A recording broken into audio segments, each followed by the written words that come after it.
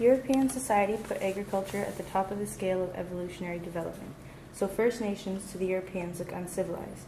Because of this, the government and missionaries tried to make them farmers as part of their civilization process. However, even if First Nations people wanted to take more part in agriculture, the Europeans left them little farmable land. When First Nations people were in agriculture economy, there were discriminatory laws in favor of the settlers. That's part of the reason the agricultural interest drove the interior people away. There were many differences between First Nations agriculture and the Europeans. First Nations used a large mass of land and utilized plants and animals that were in the area, while Europeans cleared the land to grow a few specific crops like wheat or even an area with just livestock. With the limitations placed upon the First Nations with unoccupied land, it was harder to become a farmer because land and water was next to impossible to obtain for the First Nations people. Europeans had different rules. Any homesteader that came could have up to 320 acres if they improved it through making it farmable.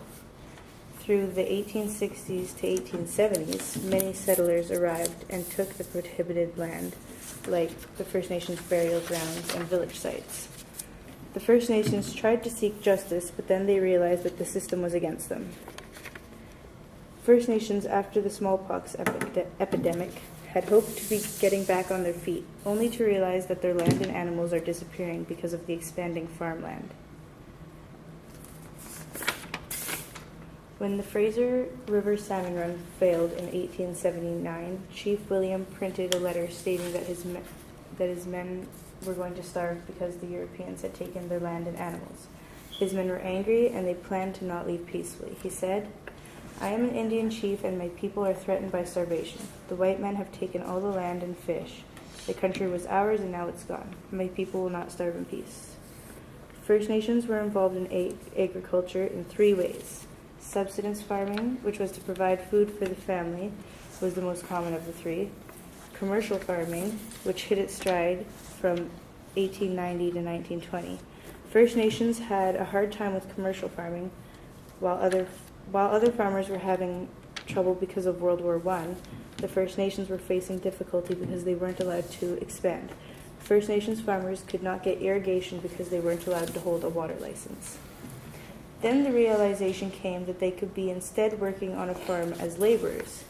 This was the 3rd way First Nations got involved in agriculture.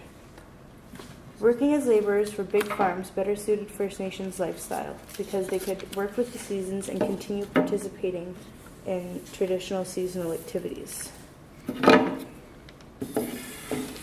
The hop industry hired a large amount of First Nations people for seasonal work. The berries of the hop plant were used to make beer. Women and children picked the berries while men took care of the plants and sacks and operated the kilns. A picker could earn 1 cent a pound, making as much as $3 a day. Hop picking was more than a job to the people. It was a social gathering that brought together different tribes and helped them trade food and other things that they had made. They also held competitions and caught up on news. First Nations were relied on for the large hop plantations from 1870 to 1940 when mechanics replaced them. Cattle ranching came to the interior, with these skills needed to work with a ranch, First Nations realized it suited their lifestyle. They had skills of riding and breeding horses, so they applied that to the cattle. Few First Nations were able to successfully run a ranch.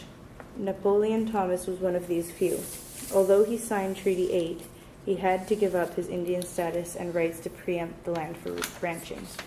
Napoleon Thomas was, after giving up his Indian status, adapted economically.